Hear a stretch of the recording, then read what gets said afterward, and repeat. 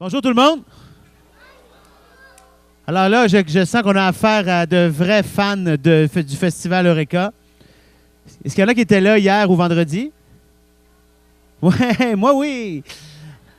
Hey, vous bravez, vous faites partie des braves qui affrontaient la pluie. Bravo, félicitations. La science vous en remercie. Faites avancer la science. Et aujourd'hui, vous allez assister, vous savez à quoi vous assistez, si vous êtes assis là, c'est parce que vous avez vu dans le programme que c'est la conférence d'Alexis Rimbaud qui est derrière moi. Alexis, on l'applaudit, mesdames et messieurs. Alexis. Il y a des gens qui ont toutes sortes de passions dans la vie. Il y en a qui ont la pêche comme passion. Il y en a qui ont le sport comme passion. Lui, c'est la supraconductivité. C'est un passe-temps comme un autre. Hein? Il est même au doctorat présentement. On peut dire doctorant, donc. Oui, voilà, un doctorant. J'aime bien utiliser ce terme. Il est doctorant à l'Université Sherbrooke pour faire un doctorat en supraconductivité. C'est comme ça qu'on va dire? En physique en général, mais en supraconductivité, j'imagine, en particulier. Ouais. Il a commencé ses études à Paris. Dans le nord de la France, puis ensuite à Orsay. Voilà, il s'est promené partout. Alors, on profite un peu, finalement, des études françaises, nous, ici. Tant mieux. Alors voilà, mesdames et messieurs, applaudissez-la très fort. Une magnifique conférence va faire léviter des choses, des trucs vont flotter devant vos yeux. Et en plus de les voir flotter, vous allez comprendre pourquoi. Alors amusez-vous bien, bonne conférence tout le monde. À toi. Merci. Bonjour tout le monde. Alors ça va, tout le monde m'entend bien? Ok. Est-ce que ça va? Pardon? Allez? Ok, c'est bon, maintenant tout le monde est dedans. Alors pour commencer, j'ai décidé de commencer fort, histoire de vraiment vous motiver pour les 45 minutes qui vont suivre. Je vous propose une expérience relativement simple que je vais vous montrer tout de suite. Alors ce qu'il y a ici, alors je ne sais pas si on voit ouais, merci la caméra. Voilà. Donc ce que vous avez ici, ce qui a un aspect un peu métallique là, c'est des aimants. C'est des aimants très très puissants. Pour vous donner une idée, on a la Terre a un champ magnétique qui permet de nous protéger de certaines des radiations qui viennent du Soleil, certaines particules qui devraient normalement nous exterminer. Là, on est protégé grâce à ce champ magnétique. Le champ magnétique qui est créé par ces aimants-là, c'est, que je me souvienne, 10 000 fois plus fort. D'accord, c'est vraiment très très puissant. Aussi, ce que je fais là, j'ai un gobelet, donc c'est un gobelet en téflon, il n'y a rien de particulier. Par contre, au fond du gobelet, je ne sais pas si vous arrivez à voir que c'est légèrement plus noir au fond que le reste. Ce qui se passe, c'est qu'au fond de ce gobelet, j'ai une pastille comme ça, donc un peu plus petite. Et cette pastille-là, c'est ce qu'on appelle un supraconducteur. Donc on va voir exactement qu'est-ce que c'est qu'un supraconducteur au cours de la présentation. Mais c'est ça qui va faire toute l'astuce de cette présentation-là. Et ensuite, ce que j'ai dû verser là, est-ce que quelqu'un sait ce que c'est? L'azote liquide. Donc on va en parler un peu tout à l'heure, voir ce que c'est, à quelle température c'est, etc., etc. Et si j'arrive à avoir ces trois ingrédients, donc les aimants, le supraconducteur et l'azote liquide que j'ai versé pour refroidir le supraconducteur, voilà ce qui se passe quand j'enlève une cale en plastique que j'ai mise en dessous. Ça lévite. Et ça lévite très bien parce que ça peut aller taper dans les coins sans problème. Ça peut même, on peut essayer de le faire dérailler, le petit train, ça déraille pas, très pratique. Et ce qui est fun avec ça, c'est que je vais vous montrer à quel point c'est vraiment fun comme lévitation. Là, ça lévite à l'endroit, donc je peux le prendre carrément dans mes mains, il n'y a pas de souci. Oui, peut-être me brûler un peu les mains avec l'azote liquide, mais ça va. Par contre, ça lévite dans ce sens-là, mais ça lévite aussi dans ce sens-là. Donc la tête en bas, ça lévite sur le côté, j'ai pas de problème. Donc je peux vous le montrer de côté, là, si vous voulez. Voilà. Et ça va léviter tant que c'est refroidi. Donc au bout d'un moment, tout ça, ça va se réchauffer, bien sûr, et puis le gobelet va finir par tomber et se poser délicatement sur les aimants. D'accord ? Donc le but de la présentation, c'est justement comprendre c'est quoi les liens entre les aimants que j'ai mis en dessous, donc là on voit que c'est en train de tomber, voilà. Les aimants que j'ai mis en dessous, le supraconducteur et le froid que j'ai dû installer, enfin le froid que j'ai dû incorporer au supraconducteur. Donc on va voir à combien je l'ai refroidi, ça va vous donner une petite idée. Ça va? Ouais? Ok, donc si on peut switcher sur... Merci. Non, l'autre. Merci. Donc, pour commencer, ce qu'on va voir déjà, c'est la température. Là, on voit que j'ai dû refroidir ça, on va voir à quel point j'ai dû le refroidir. La température, qu'est-ce que c'est et qu'est-ce que ça veut dire refroidir quelque chose en particulier. Donc, ce que je vais vous montrer, donc, les bases, c'est les trois états de la matière. Donc tout le monde connaît ça avec l'eau. Tout le monde sait que l'eau peut être solide, sous forme de glace, liquide, sous forme de l'eau qu'on a la plupart du temps, qu'on boit, etc. Ou sous forme de gaz quand on le fait chauffer, par exemple quand on fait la cuisine. D'accord ? Donc, Cette matière dans tous ses états, je vais commencer avec le gaz. Donc vous savez que là, le gaz, l'air qu'il y a autour de nous, par exemple, c'est formé d'atomes et de molécules. Alors on va imaginer que ces atomes et ces molécules sont les petits points rouges qu'on voit là. Voilà le mouvement qu'il y a dans un gaz. Attention, je vais essayer de le lancer. Ah, si je vise correctement. Donc est-ce que quelqu'un peut me dire vite fait ce que ça fait comme mouvement? Ouais. Non, ça n'explose pas. Si tu fais exploser les points rouges du gaz, ça fait une bombe atomique. Enfin, si c'est un atome, ça va te faire une bombe atomique, alors on va éviter. Mais non, là c'est un gaz. Les atomes qui sont dedans vont très très vite. Bon, ça se voit pas trop là-dessus parce que j'ai quand même ralenti ça. Hein? Non, ça c'est pour passer mes diapositives. Et donc, il y a les atomes et les molécules qui vont très très vite, qui vont bouger très très vite et faire n'importe quoi. D'accord? C'est ça l'idée. Il n'y a rien à faire à part brasser de là. Vous pouvez pas faire grand-chose avec. D'accord? Maintenant, si on arrive à refroidir un gaz, donc par exemple c'est ce que j'ai fait avec l'azote qui est là, vous savez que l'azote c'est quelque chose qui compose environ 80% de l'air qui nous entoure, on en respire bien plus que de l'oxygène, et cet azote on l'a refroidi assez pour le rendre liquide. Alors quand on rend quelque chose liquide, voilà ce que ça donne. Donc un liquide, ces atomes-là sont dans un récipient qui est ouvert, donc vous faites ça à chaque fois que vous versez de l'eau dans un verre, il n'y a rien de sorcier avec ça, et le mouvement des atomes dans un liquide, ça fait à peu près ça. Donc globalement, ça fait toujours n'importe quoi, il n'y a pas vraiment de logique à la chose, mais ce qui est bien, c'est qu'au moins c'est restreint dans un récipient ouvert et les atomes sont beaucoup plus proches les uns des autres. Et si on refroidit encore un liquide, qu'est-ce qu'on obtient? Un solide. Donc un solide, c'est la matière qu'on connaît presque la mieux parce que ça nous entoure, ça nous fait en partie. Donc un solide, voilà, les atomes sont extrêmement bien rangés, très très bien, très très proches les uns des autres, ils se collent quasiment. Et attention, voilà ce que ça fait les atomes dans un solide. Ça bouge. Ça bouge quand même. Ça c'est important, c'est quelque chose que la plupart des gens n'ont pas forcément, ou ne se sont pas vraiment posé la question, ou n'ont pas conscience de ça. C'est que les atomes dans la matière solide, par exemple dans la table, ou même ceux qui me composent, bougent, mais très très peu. D'accord? Ouais, t'as une question? Alors l'oxygène qu'il y a dans l'air est sous forme gazeuse, mais on peut arriver à le rendre liquide, puis solide si on les refroidit assez. Mais il faut aller très très loin là. D'accord? Et donc voilà les atomes dans un solide. Et ce qui est bien, c'est qu'on peut arriver à les voir. Alors je vous montre un peu une image qui est faisable en labo. Donc là, ce qu'on a fait, c'est qu'on a pris une surface de silicium. Alors le silicium, c'est un élément chimique qui permet entre autres de faire du verre. Donc pour faire du verre, vous mettez du silicium avec de l'oxygène, vous faites chauffer ça très très fort, puis vous le refroidissez d'un seul coup. Ça vous fait du verre. D'accord? Et donc ces atomes de silicium qu'on voit, les petites boules là, sont très très bien rangées les unes par rapport aux autres. Et la taille d'un atome, alors je vous ai mis ça en mètres, donc ça fait 10 milliardièmes de mètre. Pour vous donner une meilleure idée, c'est 10 000 fois plus petit qu'une cellule, d'accord, dans votre corps par exemple. Et c'est 10 millions de fois plus petit qu'une mine de crayon. Donc vous pouvez imaginer qu'au début de votre mine de crayon jusqu'à la fin, vous avez environ 10 millions d'atomes qui sont à la chaîne les uns derrière les autres. Et l'idée que je veux que vous reteniez absolument qui va être super utile pour la suite, c'est celle-là. C'est que moins les atomes bougent, plus ils sont froids. D'accord? C'est le mouvement des atomes qui dit à quelle température on est. Donc par exemple, pourquoi l'été il fait plus chaud que l'hiver? C'est parce que l'été on a plus de soleil, plus d'énergie solaire qui arrive sur la Terre, qui va venir exciter les atomes.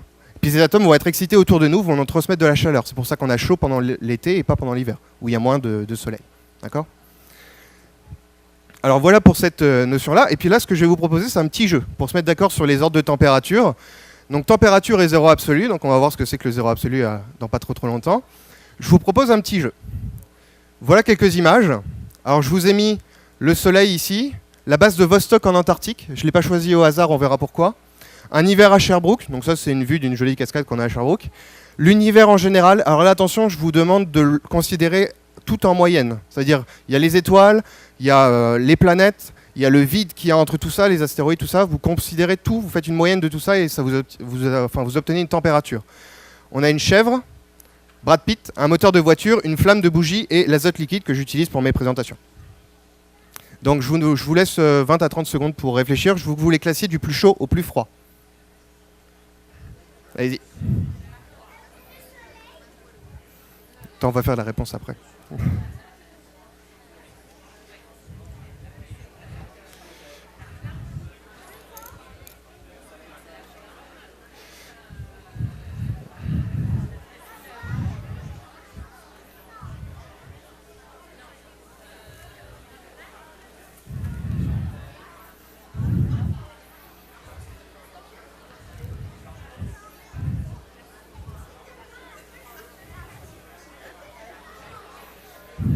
Alors, est-ce que quelqu'un... Oh, on va faire un truc un peu à main levée, je vais vous donner quelques choix et puis vous lèverez la main. Par exemple, si on fait le plus chaud, donc je vais vous laisser le choix entre le soleil, l'univers et la flamme. Qui dit le soleil? La flamme? L'univers? Okay. C'est le soleil qui vient en premier. Donc je vais vous le montrer, si j'arrive à viser, voilà. Donc le soleil qui vient en premier. Alors pour vous donner une idée, le cœur du soleil c'est 15 millions de degrés Celsius. La surface du soleil c'est environ 6000 degrés Celsius et c'est presque la même température que celle qu'il y a au cœur de la Terre. D'accord, en fait c'est 5500, 6000 degrés. Et c'est presque la même que celle au cœur de la Terre. Ok. Qu'est-ce que je mets en deuxième? Le deuxième plus chaud. La flamme. Est-ce qu'il y a d'autres moteurs? Donc le deuxième qui vient? La flamme. Alors, est-ce que quelqu'un a une idée de la température qui fait ici? Genre au cœur de la flamme, la partie qui est souvent bleue, là. Alors 200, 300... Ouais 50... plus chaud. Plus chaud que ça. Ouais.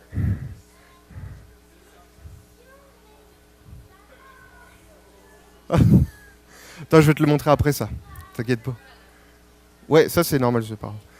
Donc 50, 200, 300... 60. Qui dit plus? Ah, 1000. Non, pas 2000. Non, la température, en fait, ici, ça dépend de ce qu'on brûle. Mais globalement, c'est entre 1100 et 1500 degrés. Pour n'importe quelle flamme, hein, n'importe quoi, vous allumez un briquet, la température à la base de la flamme, c'est ça. D'accord? Ça se sent pas trop parce que la chaleur se perd très très vite avec l'air, mais la température, c'est c'est un peu au-dessus de 1000 degrés. D'accord? Donc voilà pour la flamme. Qu'est-ce que je vais venir mettre après? Voiture, l'univers. Qui dit la voiture? Ok. Qui dit l'univers? L'univers. C'est la voiture. Alors la voiture, je m'y connais pas trop en mécanique, mais il me semble que la température d'un moteur, c'est entre 120 et 200, un truc comme ça. Je suppose. Donc entre 120 et 200 degrés. Alors attention, là, ça va devenir la partie la plus compliquée de ce test, c'est la chèvre ou Brad Pitt.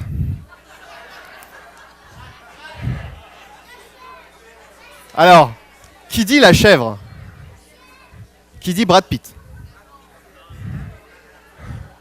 Souvent, j'entends toujours la foule dire « Ah, Brad Pitt, c'est le plus hot. Ouais, ça reste d'un côté sûrement. Donc, ce qui vient en premier, en fait, c'est la chèvre. Et ensuite vient Brad Pitt. Alors, la chèvre, c'est 38,5 environ.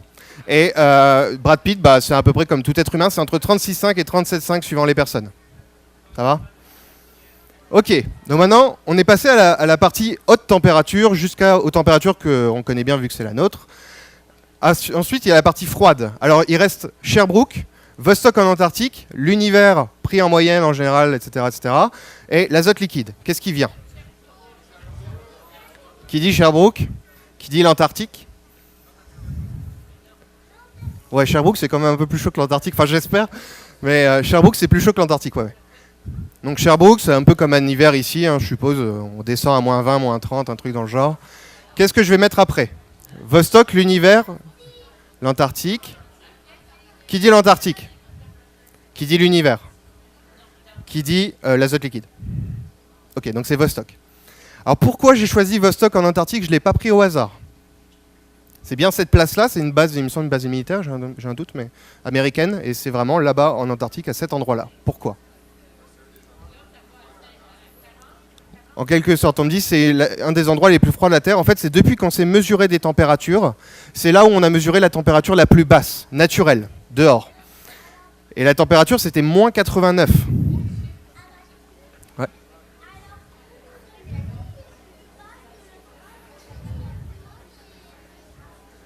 Ouais, c'est ça. Ouais. Et donc, moins 89 degrés dehors, donc là, forcément, vous sortez pas. D'accord? Même avec un super manteau, 3 couches, tout ce que vous voulez. Non, on sort pas. Ensuite, qu'est-ce qu'il y a? L'univers ou l'azote liquide? Qui dit l'azote liquide? Qui dit l'univers? Ok. Donc c'est l'azote liquide qui vient. Et là, je peux vous poser la question, quelle est la température de l'azote liquide? Alors, vous avez 4 choix. On va passer sur le système de vote. Et donc, vous allez pouvoir voter pour ça. D'accord? Donc, je vous propose la température de l'azote liquide, donc 120, moins 120, moins 196, moins 269. Vous allez avoir 20 secondes pour répondre. Ceux qui ont commencé déjà à répondre, c'est pas grave, c'est quand même pris en compte. Si vous voulez changer le résultat de votre vote parce que vous dites je me suis trompé, vous pouvez juste appuyer sur le bouton, ça ira. Attention, c'est parti. J'ai déjà 39 réponses, 42, 44, 50.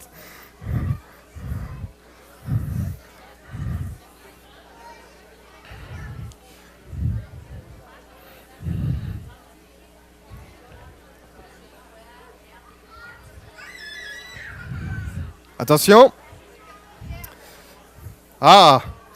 J'ai une belle majorité de moins 196, beaucoup de moins 269, et puis quelques-uns qui restent à moins 120, 120.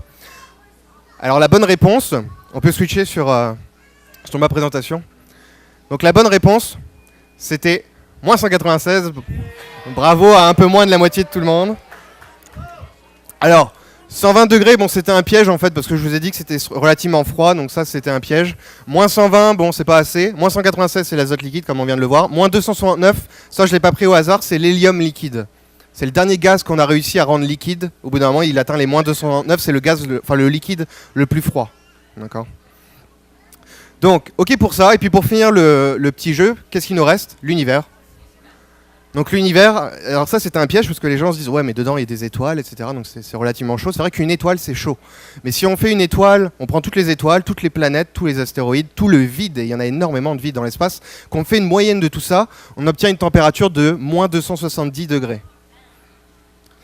Et là on va voir justement ce que c'est que le zéro absolu.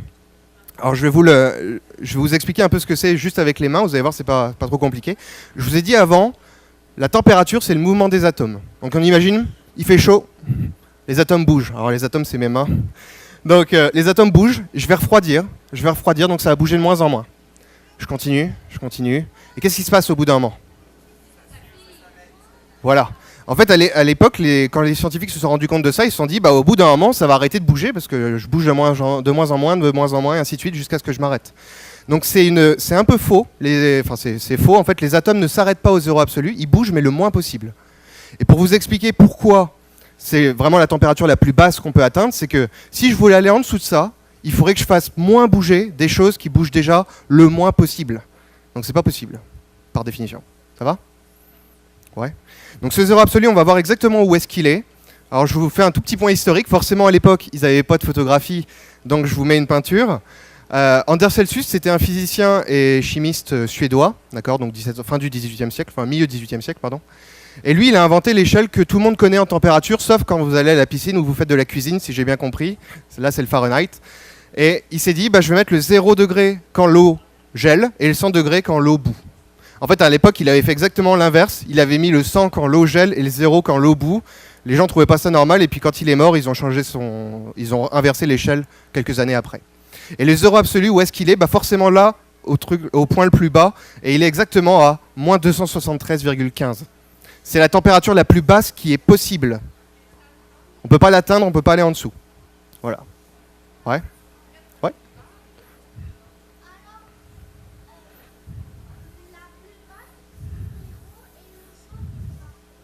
Ça, c'est quand l'eau gèle seulement, mais la plus basse qui est possible et imaginable, c'est celle-là. 0, on est en fait très très loin, on est à 273,15 degrés au-dessus de 0 absolu. D'accord. Donc voilà pour les basses températures. Puis avant de passer à la suite de la présentation, on va essayer d'avoir un peu de fun avec l'azote liquide. Donc là, je vais essayer d'en verser une bonne quantité.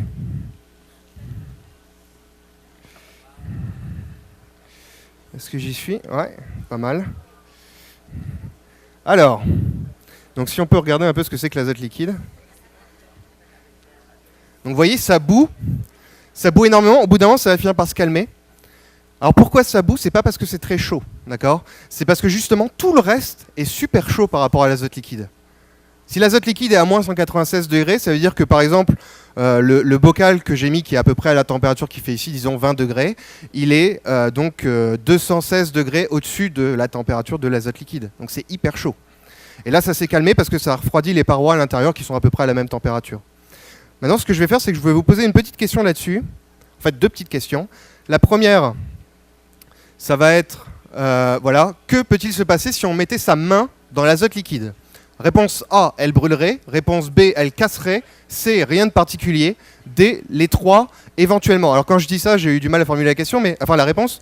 Les 3 éventuellement, ça veut dire que les 3 peuvent se passer les uns à la suite des autres. D'accord? Donc maintenant, si on passe à la... Je vais vous laisser voter aussi là-dessus. Attention, vous êtes prêts? C'est parti.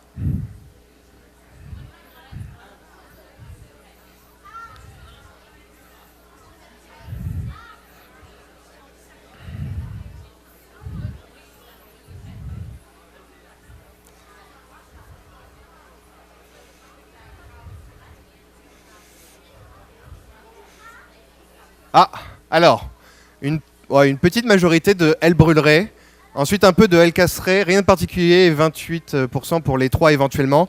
Alors attention, si on switch sur ma présentation, ceux qui ont raison, c'est les D. Alors, si on peut mettre sur la caméra. Donc là, je vais vous proposer, je vais mettre ma main, je vais sacrifier ma main pour l'expérience. Attention.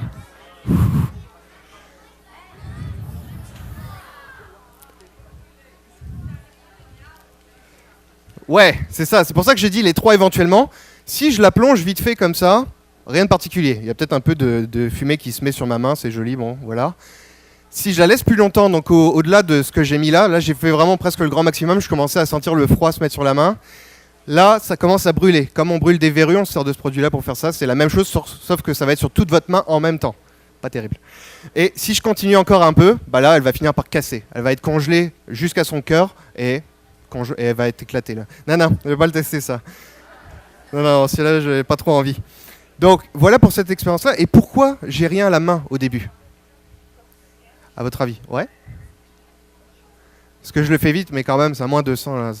Si tu mets ta main dans le feu, tu peux. À moins que si tu la laisses aussi longtemps que ça, tu vas le sentir passer là. Ça va être. Ouais? Tu dis ma main est assez chaude, c'est ça?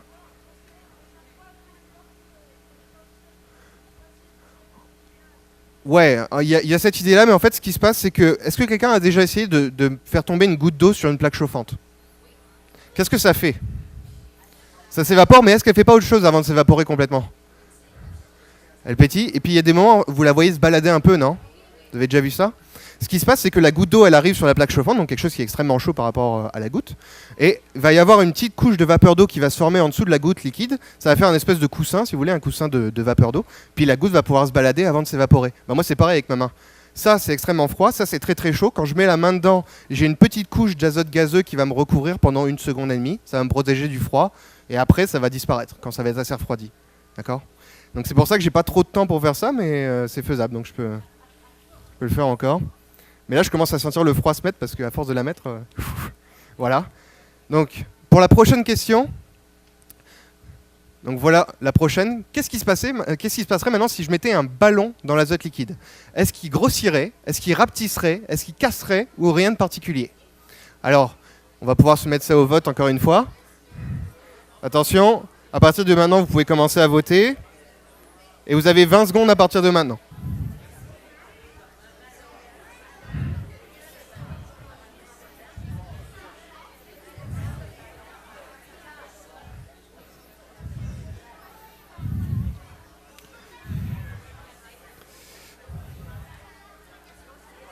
Attention. Alors. Wow. Ah oui, alors là, il y a une magnifique majorité de bonnes réponses. Ouais. Il rapetisserait. Donc là, si on repasse sur mon écran, je peux l'afficher. Voilà, il va rapetisser. Donc, je propose de tester ça avec un truc que j'appelle depuis vendredi dernier l'effet Mary Poppins. Vous allez comprendre pourquoi. Attention.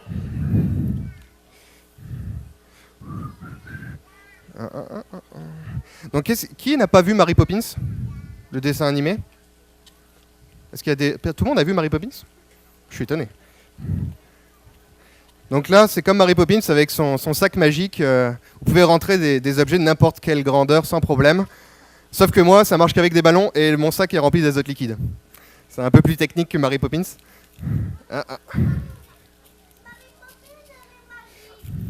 Ouais, c'est ça. Donc voilà ce qui se passe. Alors je vais vous le montrer en vrai, hein, vous allez voir. On va le sortir là. Je vais en mettre un là-bas pour vous. L'un ici. Et le dernier, je me le garde pour moi.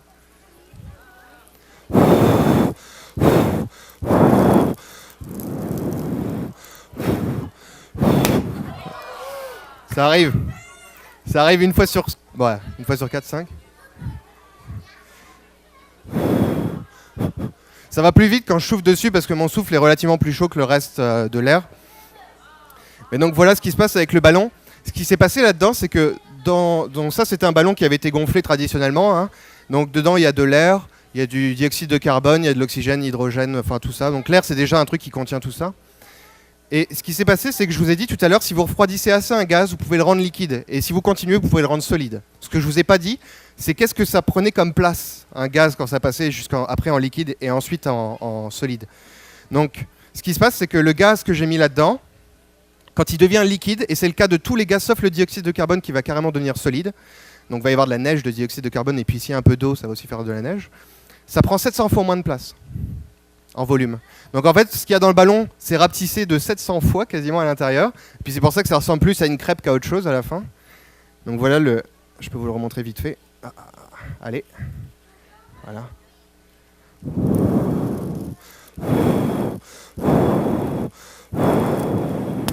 J'ai vraiment pas de chance aujourd'hui. Mais donc voilà ce qui se passe, d'accord ? Donc ça c'est un état de la matière assez fun. Et là ce que je vais faire, c'est pour finir ce petit truc sur l'azote liquide, je vais demander à 4 enfants. Alors, donc on va commencer. Donc toi, ouais, toi. Ben là j'ai pris 2 filles, il me faudrait 2 garçons pour faire la parité. Toi, toi. Ah non, ouais, bah toi vas-y aussi, vas-y. Allez, ça va faire 5. Non, allez me chercher une feuille dehors. Désolé, il va falloir sortir sous la pluie vite fait. Faut aller me chercher une feuille sur l'arbre qui est là-bas. Chacun, allez me chercher une feuille. Faut sortir dehors, je suis désolé. Allez-y. Allez chercher une feuille dehors, sur l'arbre qui est à côté. Ah, bah vas-y, va chercher une feuille. Tu vois l'arbre qui est dehors là ? Faut que tu ailles chercher une feuille dessus.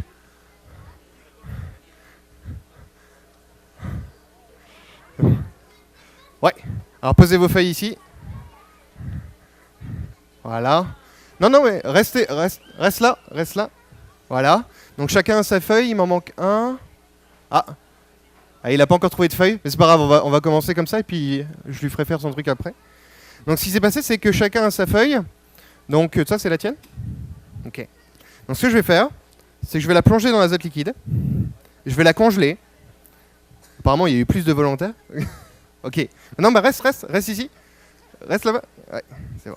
Oh, je vais pas la faire tomber carrément. Je vais la congeler et ce que je vais faire, c'est que quand tu vas la sortir, tu vas la prendre pas dans ta main, tu vas pas la toucher directement, tu vas juste la craquer comme ça, d'accord ? Rapidement avec ta main. T'es prête ? Ouais. Mais il faut aller rapidement, d'accord ? Juste faire comme ça. Attention. Vas-y. Voilà. Essayez de garder les restes sur la table, comme ça. Donc ça, c'est ta feuille, il me semble ? Ouais. Attends, ça c'est ta feuille ? Vas-y. Craque-la. Non, d'un coup. Vas-y, touche-la pas parce que sinon ça va... Attention. Là, c'était un peu... Ça, c'est la tienne ?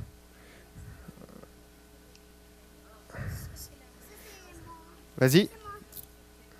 Voilà. Ça, c'est la tienne. Vas-y. Et... Après, il en reste combien ? 2 ? C'est ça ? Vas-y, d'un coup. Voilà. Donc en fait la feuille se gèle complètement et puis elle devient tellement solide et puis elle est assez fine donc on peut juste la briser avec la main sans problème. Donc on pourrait essayer ça, j'ai essayé avec des roses, j'ai essayé avec un cœur de laitue il me semble un coup. On peut faire ça avec tout et n'importe quoi. Et attention, vas-y. Voilà. Donc merci pour les volontaires, c'était super. Station les volontaires. Non, j'ai juste gardé des choses au froid. Alors, on a fini avec cette partie température. Maintenant, on sait un peu ce que c'est que le froid, qu'est-ce qui s'y passe, pourquoi la matière peut changer ou pas d'état. Maintenant, on va passer à la suite qui consiste... Alors, faudrait... Ah, c'est bon, super. Donc la suite, attention, c'est la partie un peu plus technique, mais qui va pas être plus compliquée que ce qu'on a fait avant, en fait. Donc, mécanique quantique et électrons. Alors, pourquoi je fais ça ? C'est parce que la mécanique quantique, les gens savent pas trop ce que c'est, ont des doutes ou trouvent ça hyper compliqué. Donc c'est vrai que ça peut être compliqué, mais là on va essayer de voir un peu de quoi il en retourne. Alors pour la mécanique quantique et l'électron, on va commencer par c'est quoi la mécanique quantique. Donc la mécanique quantique, c'est une théorie, ça veut dire que c'est un ensemble c'est un modèle mathématique avec un ensemble de formules qui nous permettent de traiter un problème donné. Donc là, le problème donné, c'est les atomes ou ce qu'il y a dans les atomes. Donc si vous voulez savoir ce qui se passe à l'échelle atomique, il faut absolument utiliser ça. D'accord ?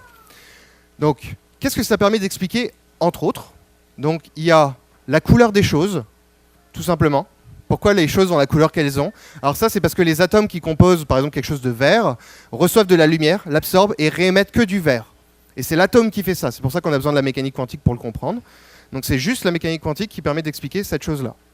Ensuite, pourquoi les choses sont conductrices ou isolantes? Alors ça, c'est un truc qu'on savait depuis extrêmement longtemps, qu'il y avait des choses qui conduisaient bien l'électricité, d'autres qui ne les conduisaient pas du tout. Pourquoi? On a compris ça qu'au début du XXe siècle. Il nous a fallu du temps, mais ça a valu le coup. Ensuite, les différences entre ces deux matériaux-là. Alors, je vous ai expliqué pourquoi c'est impressionnant. Ça, c'est du graphite. Donc, c'est ce qu'il y a au bout des mines de crayon. D'accord ? Globalement, c'est du charbon, hein, si vous voulez. Et ce matériau-là, de 1, il est noir et relativement moche. De 2, il est extrêmement friable. Dès que vous écrivez avec un crayon, c'est ça que vous faites. Vous arrachez des atomes qu'il y a dessus, puis vous les déposez sur votre feuille. Et il conduit très bien l'électricité. Maintenant, on va regarder son cousin à droite. Pourquoi je dis son cousin? Parce que ça, il n'y a que des atomes de carbone à l'intérieur. Là, il n'y a que des atomes de carbone à l'intérieur. Ouais. Oui, tu peux prendre le ballon si tu veux. Donc, on n'a que des atomes de carbone à l'intérieur, alors que ce matériau-là, il est transparent, très joli, la plupart du temps. Il est extrêmement solide, c'est un des matériaux les plus solides au monde. Et il conduit très très mal l'électricité. Et en fait, il fait exactement l'inverse du graphite qui est à gauche. Pourtant, c'est les mêmes atomes de carbone, ils sont juste agencés différemment. Et c'est ça qui fait toute la différence là-dedans. Et c'est la mécanique quantique qui a permis de l'expliquer. Pour vous donner une idée, Albert Einstein s'était posé la question au début du XXe siècle. D'accord ? De pourquoi il y avait cette différence-là entre les deux. Donc voilà à quoi ça peut servir, entre autres, la mécanique quantique. Ouais. Ouais, c'est du diamant. C'est joli, mais ça coûte cher. C'est ça le problème. Donc maintenant, on va parler d'électrons. Alors pour vous situer un peu, c'est quoi un électron? Je vais commencer par un petit truc en haut à droite, vous allez voir, attention. Alors ça, c'est le noyau d'un atome, c'est minuscule, d'accord? Alors contrairement à ce que la plupart des gens pensent, le noyau d'un atome, c'est 100 000 fois plus petit que la taille de l'atome lui-même, en fait. Hein, c'est vraiment minuscule. Et voilà ce que c'est qu'un électron. C'est un espèce de nuage. C'est pas une boule qui orbite comme par exemple la Lune pourrait orbiter autour de la Terre, c'est pas ça du tout. C'est un nuage qui prend une certaine forme autour du noyau. Alors ça, c'est un électron. Je peux vous en montrer un autre avec une forme un peu différente. Voilà. Je peux vous en montrer un autre. Encore, celui-là. Ça, c'est un électron. Et c'est la chose que je vais vous faire comprendre maintenant, c'est qu'un électron, c'est pas une particule, c'est une particule et une onde en même temps. Ça va être un peu... vous allez voir en quoi c'est les deux à la fois. Ce que je vous propose, c'est une petite question là-dessus. Toute simple, imaginez que vous soyez au bord d'un étang, vous lancez deux ondes identiques, c'est-à-dire que vous tapez par exemple l'eau exactement en même temps et puis vous pouvez répéter ça en mettant vos bras de façon synchronisée, d'accord? Vous lancez exactement la même onde, quand elles vont se rencontrer, est-ce qu'elles vont se renforcer, se détruire, les deux à la fois, c'est-à-dire soit se renforcer, soit se détruire, ou rien du tout? Alors ça va être soumis au vote aussi. Alors attention, c'est parti pour les 20 secondes.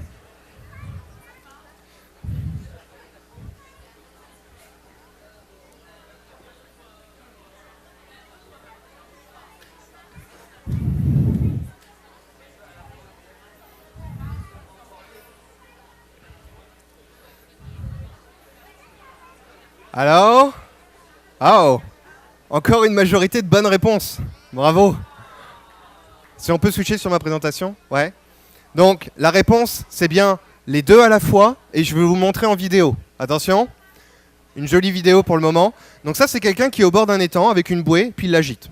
Il va en ramener une deuxième, et il va les agiter exactement en même temps. Donc il y a deux ondes identiques qui partent de deux points différents. Puis là, regardez ce qui va se passer ici. Vous allez voir. Donc, je vais arrêter la vidéo à peu près au bon endroit. Voilà. Est-ce que vous voyez? Ici, il y a de l'onde. Ici, il n'y a rien. Ici, il y a de l'onde. Ici, il n'y a rien. Ici, il y a de l'onde, rien, et ainsi de suite. Il y a les deux, ça dépend où est-ce qu'on est en fait.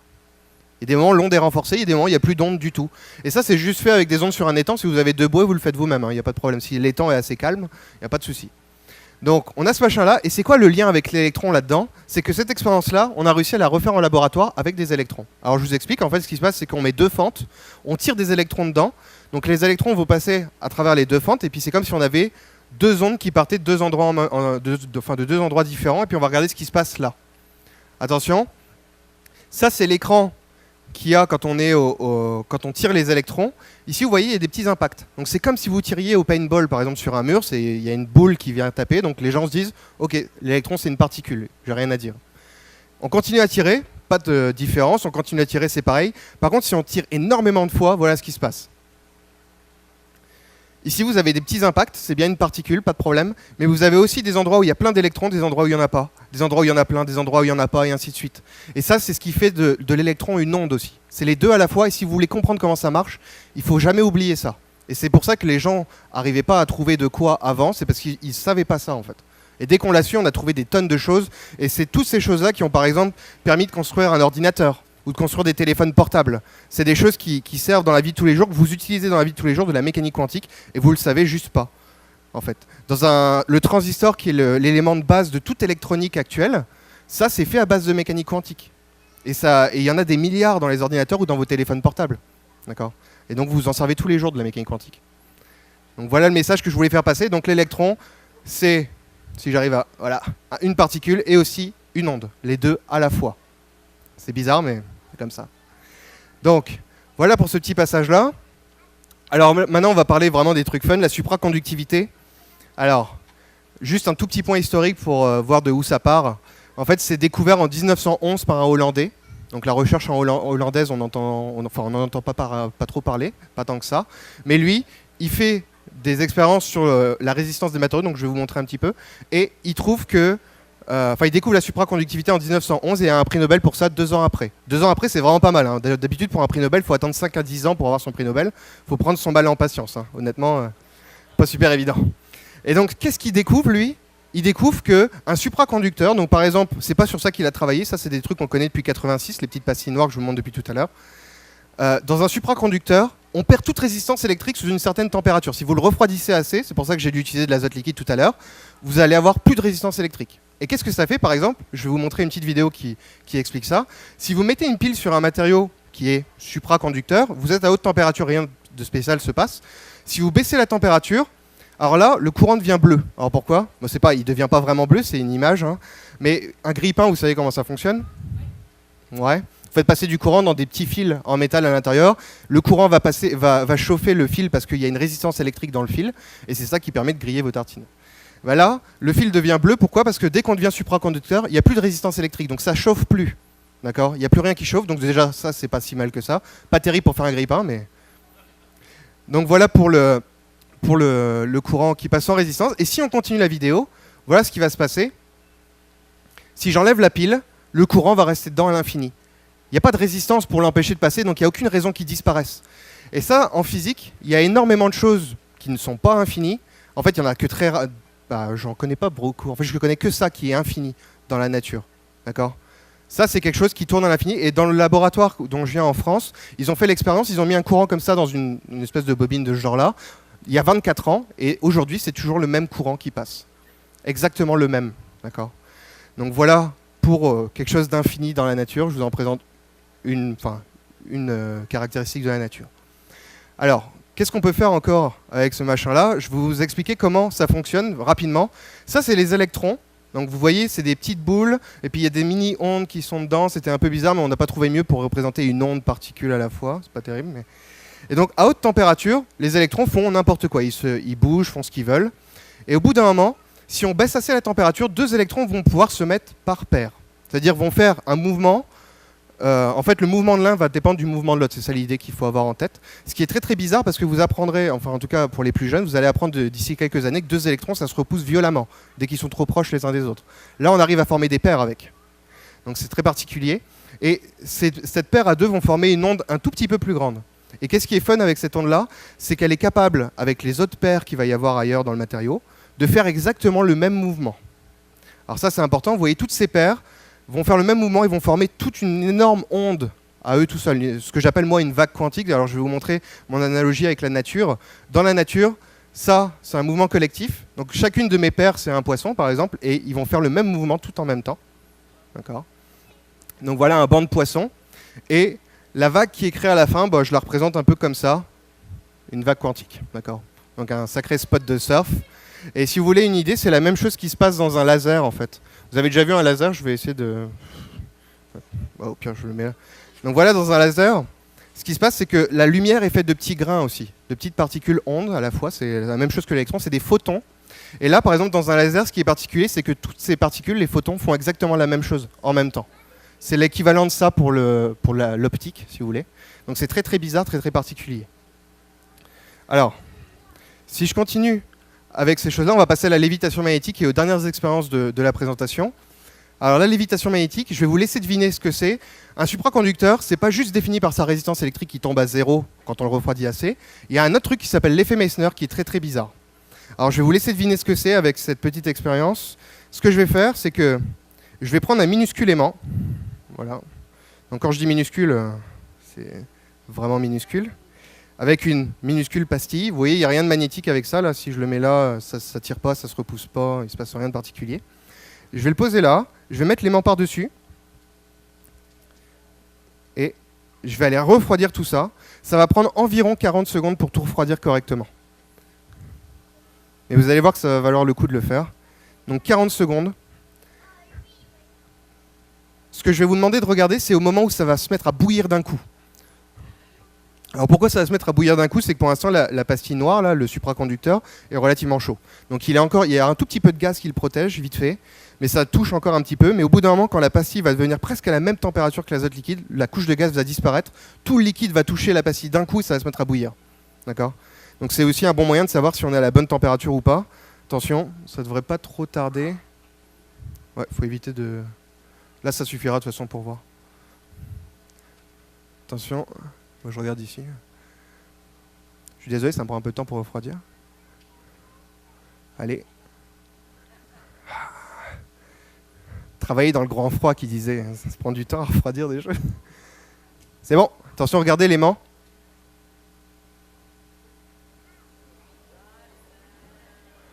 Est-ce que vous le voyez? Alors là, je peux vous faire le test. Hein. C'est pas de la magie. Il n'y a pas de fil en bas, il n'y a pas de fil en haut non plus. Là. Ça l'évite complètement. Et ça a décollé d'un coup. Et c'est ça l'effet Meissner en fait, c'est qu'un supraconducteur, ça repousse tout champ magnétique auquel il est soumis. Donc l'aimant fait un champ magnétique, le supraconducteur en veut pas quand il est assez froid, il éjecte l'aimant. D'accord? Et l'aimant décolle. Et là, je peux vous le montrer en version un peu plus grosse. Donc, je vais juste récupérer mon aimant parce qu'il faut éviter de jouer avec des aimants comme ça.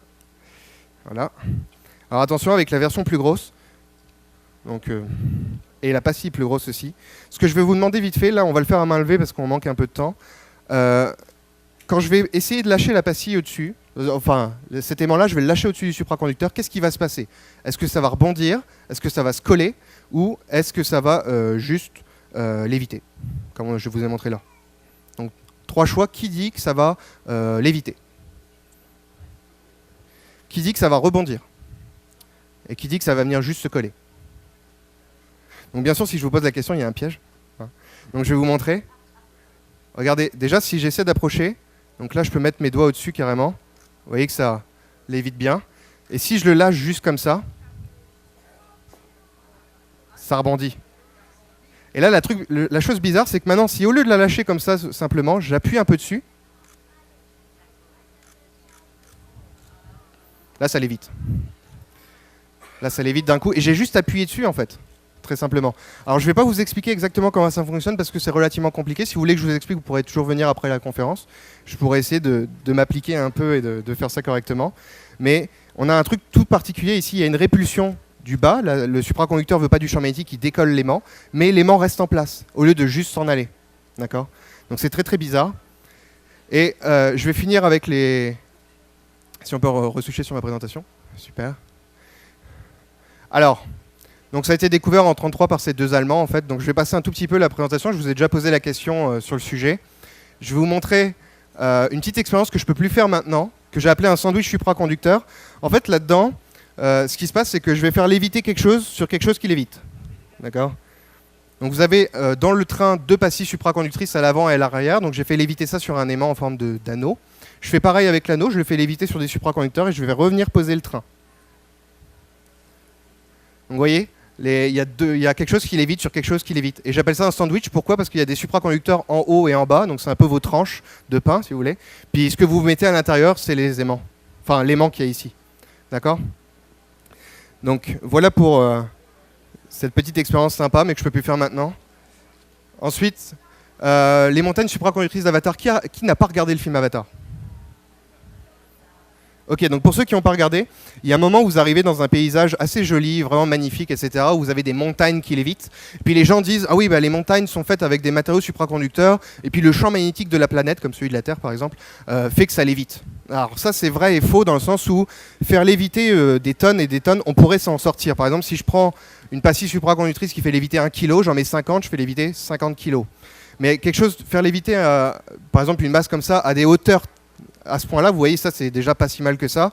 Ça prendrait des champs qui vont déchiqueter la matière complètement. Donc non, pas pour ça. En tout cas, vous n'aimeriez pas être à côté si ça se produit. Donc voilà pour les montagnes supraconductrices d'Avatar. Donc c'est le seul exemple où j'ai entendu vraiment parler de supraconducteurs. J'en ai peut-être vu ailleurs, mais je n'ai pas trop d'idées. Ouais.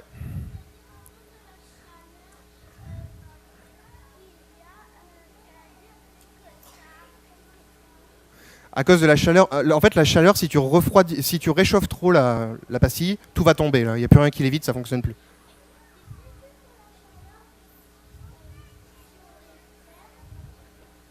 Ah, ok, ça je sais pas trop. En fait, dans le film, le supraconducteur dont ils parlent, ils disent que ça fonctionne sans refroidir, pas besoin de quoi que ce soit de bizarre, et ce qui est pas encore réalisable.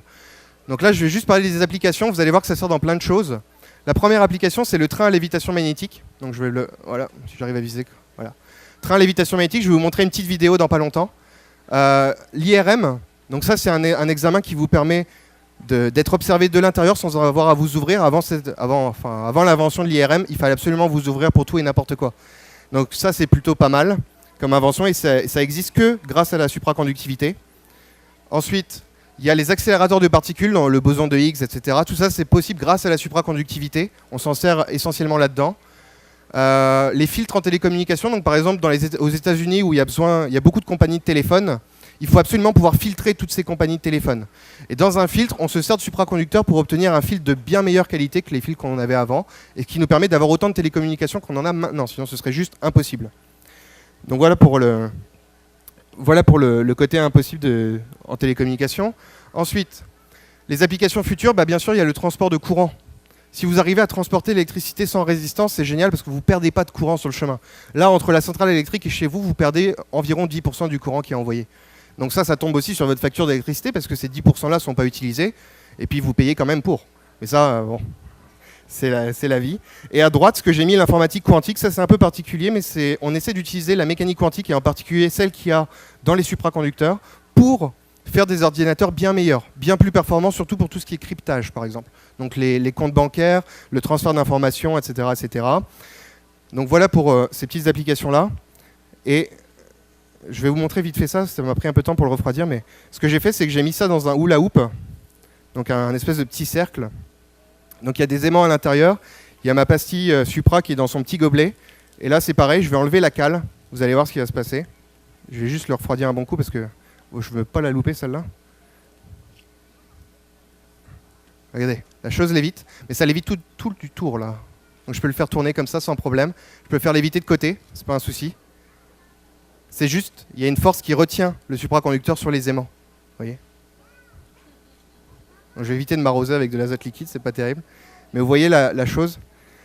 Donc on peut faire des choses assez efficaces avec cette lévitation magnétique. Et ce que je voulais vous montrer vite fait, c'était le train à la fin. Ah, si on peut, ouais. Donc le train, voilà, c'est ce qu'on appelle le Shinkansen en japonais, pour train balle un peu. Donc il va à 500 km/h et sa vitesse de pointe sans passagers, si on veut, c'est 581 km/h. Alors pour vous donner une idée, on va le voir passer.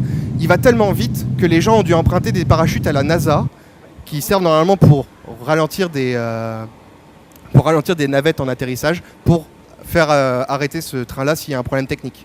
Parce qu'à 500 km/h, il vous faut des sacrés parachutes pour retenir le train. Et là, on va le voir d'un peu plus près, vous allez voir.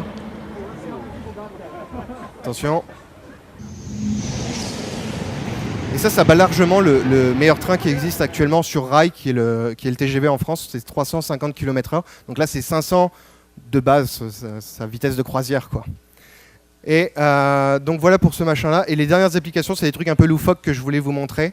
C'est mon professeur en France qui m'a appris à faire de la vulgarisation, qui est allé voir une école de design et leur a dit « Ok, imaginez que vous ayez de la supraconductivité sans avoir besoin de refroidir, qu'est-ce que vous en feriez ?» Donc là, elle a mis une petite poudre magnétique dans une crème cosmétique, elle s'en met dessus, et puis elle peut poser par exemple un supraconducteur et le faire léviter. Donc ça, bien sûr, c'est du Photoshop, hein, enfin pas du Photoshop, mais c'est du montage vidéo. Ça n'existe pas en vrai, ce machin-là, pour l'instant, tant qu'on ne trouvera pas un bon matériau qu'on n'a pas besoin de refroidir, par exemple. Donc ça, c'est une des applications, on peut faire des trucs assez jolis avec ça. On peut aussi en mettre dans les vêtements pour faire léviter, par exemple, des protections. Donc là, c'est quelqu'un qui fait du skateboard, apparemment, et on peut faire léviter les protections, les genouillères, les coudières, un sac à dos, si on veut, ou des chaussures, au-dessus de notre corps, ou en dessous de notre corps pour les chaussures. Donc là, on va juste... Il est en train de s'habiller, il prend son temps, voilà. Donc on peut faire léviter des choses sans problème. Mais il faudrait juste avoir le bon matériau. C'est aussi pour ça qu'on fait de la recherche. Donc ça, c'est possible. Ça, c'est ce que je trouve le plus fun. C'est à la maison. Qu'est-ce qu'on est capable de faire? Si vous pouvez faire léviter des trucs, autant aller jusqu'au bout, là. Donc le vélo, les chaussures, hein, vous rentrez chez vous, vous lancez les chaussures au plafond et c'est réglé. On peut aussi s'en servir comme isolant thermique. Si vous voulez vous protéger une casserole, par exemple, vous pouvez juste mettre les poignets à distance de la casserole. Donc ça lévite à distance et puis il n'y a pas de souci. Puis vous pouvez aussi protéger la table en faisant léviter les plats au-dessus. Et ça, c'est une dernière application qui existe vraiment. Ça, on l'a fait dans le nord de Paris. Et c'est un surf supraconducteur. Donc il y a des supraconducteurs dans le surf qu'on refroidit, là, par exemple avec de l'azote liquide. Puis en dessous, on a des rails aimantés. Et donc on peut vraiment monter dessus. C'est extrêmement casse-gueule. Je le dis comme ça parce que le truc, c'est que vu qu'il n'y a pas de frottement, ça frotte sur rien du tout en dessous. Si vous donnez la moindre impulsion avec votre pied, le surf va partir, mais pas vous. Donc ça, c'est un problème. Donc quand on monte dessus, on est juste en mode non, ne bouge pas, c'est vraiment comme ça. Et ça peut... Ouais, il y a des chutes assez impressionnantes qui arrivent un coup de temps en temps.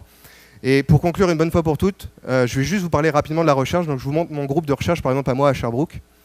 Donc c'est un groupe de recherche théorique. Donc c'est pas forcément ce qui est le plus attrayant à première vue. Mais ce qu'on fait en fait, c'est qu'on utilise des programmes informatiques pour simuler les électrons dans la matière. Comment ils vont se comporter? Est-ce qu'ils sont capables, dans certaines conditions, de faire apparaître des choses comme ça, par exemple? Et cette recherche-là, c'est primordial. C'est de la recherche fondamentale qui n'a pas d'application directe tout de suite. Mais sans ça, il n'y aurait aucun progrès. Par exemple, les ordinateurs... Le transistor que je vous parlais tout à l'heure, c'était de la recherche fondamentale du milieu du XXe siècle qui a donné naissance à tout ça. Donc, est-ce que la supraconductivité, c'est une version bien plus améliorée de l'électronique qu'on a maintenant? Donc si on arrive à faire de quoi avec ça, je vous laisse deviner ce qui se passera à l'avenir. Et merci de votre attention, c'était vraiment super. Merci.